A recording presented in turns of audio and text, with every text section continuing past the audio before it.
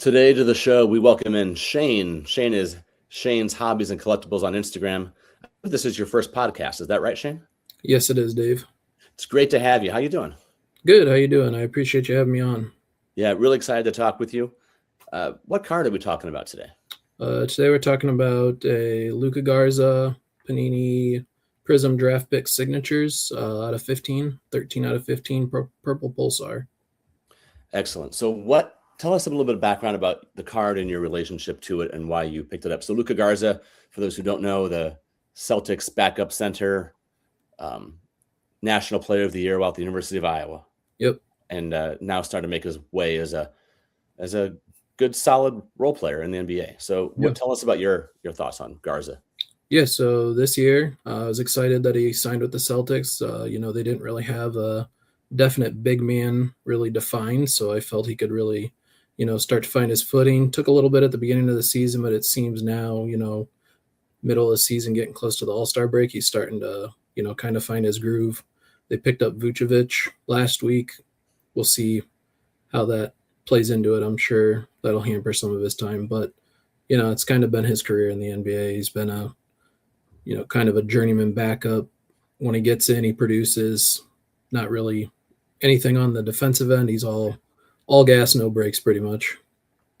Excellent. So the card we're going to look at in just a minute, it's him in a Hawkeye uniform. That's correct. What do you have some relationship with the University of Iowa? No, I don't. Just a lifelong fan. No family members that went there. I'm just 30 minutes north of Iowa City. Just from a young age, probably like earliest basketball memory would be I went to a basketball game. I don't remember if it was Michigan State or Purdue, but this was like when Dean Oliver was playing. Mateen Cleaves was with Michigan State. Brian Cardinal was with Purdue. Like, that was the first Iowa basketball game I went to, and that just got hooked. Iowa football fan as well, from my family and stuff like that. So not really any relationship to going to Iowa. Just, I would say though, a 30-year fandom definitely counts as a relationship, and So the Dean Oliver era was the late 90s. And for those who don't know, I also live in Iowa. Shane and I live probably about 25 minutes apart. I'm guessing met once at a basketball game, which is sort of fitting for this. So I'm going to pull the card up a little bit. First, do you remember how much it cost ish? $5. $5. I bend it. I bet. So it was an eBay purchase. Is that right? Yes. Yep. Good. All right. So tell us a little bit about this card and what drew you to it. So cruising eBay, usually do once a week, once a month or so, just checking on Luka Garza cards, maybe some Keegan Murrays here and there, primarily draft picks, the Iowa jerseys. That's my thing. And came across this card. This is the only card from this series of Luka Garza that I have. Haven't even looked at picking up another one. It was just scrolling through eBay. It's a cool looking card. I really like the Pulsar. The Pulsar cards are really cool, whether it's orange, green, red, purple in this case. And I saw it was buy it now, $5, $5 shipping. I clicked. I didn't even hesitate. Like, I just picked it up. I don't even think I left the site, like the page, the eBay page. I saw it, reviewed it, made sure, it was maybe a local card. I don't really always buy cards from overseas. It was, in the US, bam, bought it. It was here like 3 days later, whatever the case may be. That's kind of the story of buying it. Looking into the card more though, like in the picture, he's going up against their big rival, Iowa State. When I got the card, I did a little bit more research, kind of maybe what kind of game was this? What game was it from? Looking back, I dialed it in. I'm like 99% sure this was Luka's senior year. That was the COVID season. So unfortunately, no one got to see him play in person at the end of the year. I actually went back and watched, kind of like the highlights of the game itself. And in the picture going up against him was the Iowa State player. I think his name was Solomon Young, if I remember right. This was Steve Prohm's last season at Iowa State, so kind of before TJ Otzelberger kind of took them to higher places. So I just want to give you some quick stats from this game. Yeah. Because I was very, like, I didn't forget how dominant Luka Garza was in Iowa, but this stat line, like, is incredible. So he played 17 minutes in this game. He got into some early foul trouble. I think he ended the game with 3 fouls, and it ended up being a rout. They ended up winning by like 20-some points. So he didn't play much, say sub 6 minutes in the game. So 17 minutes played. He had 34 points. He was 13 of 14 field goals, 6 of 7 from 3 was his stat line.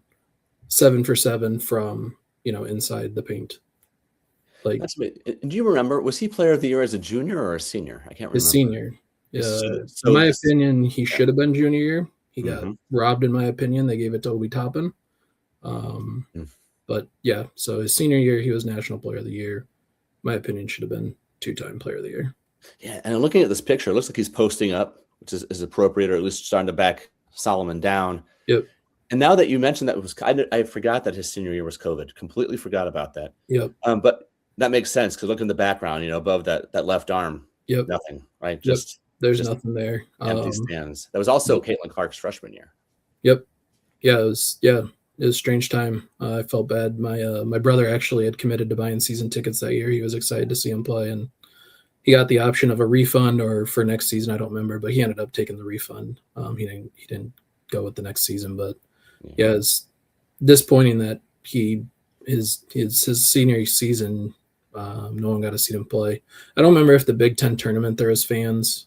Pretty sure March Madness might have had some small pockets of fans, but the season at Iowa, there was no fans. Yeah, it's a nice signature he's got there as well. Number 55, and he definitely took his time with it. You can tell. Yep. Yeah, I've got quite a few of his cards. He's my favorite Iowa player. And it makes sense too, because even from, as you probably know, he was pretty media savvy when he was here, and I know his dad helped him a lot, and they were definitely preparing for beyond college even while he was here. So clearly there's some forward thinking. Now you said you also collect Keegan Murray, is that right? Yep. So what's it like then collect and all in an Iowa uniform, right? Not with the Kings or both? So for Keegan Murray, I do have a couple of his Kings jersey cards from the Revolution set. I really like the Revolution cards, so I did get a couple in Kings, but mostly Iowa uniforms. Same thing with Luka Garza. I have 1 card in a Detroit Pistons card, maybe 2, but it's all Iowa uniforms. Yeah. So when you're looking on eBay or wherever else you look, are there other watchers on? I'm always curious about college cards because I had a couple in the past as well, and I found that there were not many, but it was competitive. Somewhat competitive. It can be, yeah.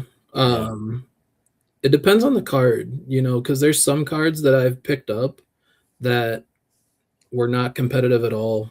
Maybe had 5 watchers, and they just weren't competitive auctions. That one I was surprised. I don't remember how long the listing had gone for, but like a $5 sub 15 serialized Luka Garza, I couldn't believe it was $5. Right. You said it's out of 5, right? 15. Out of 15. So basically, think of the memory. You went back and you game matched it, and you looked at the highlights, and you found the stats. So you have this card of the National Player of the Year during his National Player of the Year season, with the bonus of there, being a real memory of it with, no fans there, torching Iowa State, getting in foul trouble, but still putting up huge numbers. And, on top of that, it's a really nice looking card. Yep. Yeah. So what's next on the horizon with you and Garza? Are you looking for something specific, or you just kind of see what comes up? So my first, set run that I'm trying to complete is his Legacy Signatures set.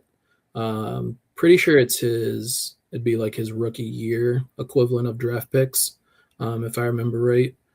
That's kind of the set that I have the most of his cards in. I've got the 1 of 10, pretty much up to, 250 or whatever that run goes to. And I think I picked up last fall the 1 of 5. So, when I was looking, though, I'm relatively new to collecting, we'll say. I collected junk when I was a kid or whatever, didn't really pay attention to it.